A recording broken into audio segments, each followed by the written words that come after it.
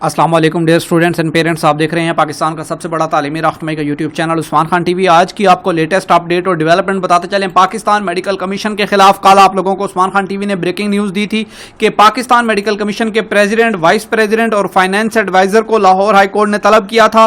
आज उन्होंने पहुंचना है और इसके साथ साथ लाहौर हाई कोर्ट के अंदर एक और केस दायर कर दिया गया है जिसमें लाहौर हाई कोर्ट से स्टे ऑर्डर लेने का फैसला किया गया है। वकला की जो है वो तंजीम, वकला पार्टी ने जो है वो मुशावरत शुरू करके लाहौर हाई कोर्ट के अंदर आज जो है वो स्टे के लिए दरखास्त दी है ताकि पाकिस्तान मेडिकल कमीशन के खिलाफ स्टे लिया जाए। जो मुल्क भर में एंट्री टेस्ट हो रहे हैं इनको रोकने के लिए अदालत हुक्म जारी करे, ये दरखास्त है ताकि यानी स्टे मिल जाए। स्टे मिलेगा तो जो मौजूदा एंट्री टेस्ट हो रहे हैं जो इन दिनों में 28, 29, 30, 31 तारीख को जो होने हैं 4-5 दिन में इन एंट्री टेस्ट को रोका जाएगा तो ही कुछ आगे काम जो है वो बढ़ सकेगा। लिहाजा स्टे ऑर्डर के लिए दरखास्त दी गई है ताकि इस पर जो है वो कानूनी तौर पर जो है वो अमल दरामद हो सके। अदालत अगर स्टे देगी तो मुल्क भर में होने वाले तमाम एंट्री टेस्ट को रोक दिया जाएगा।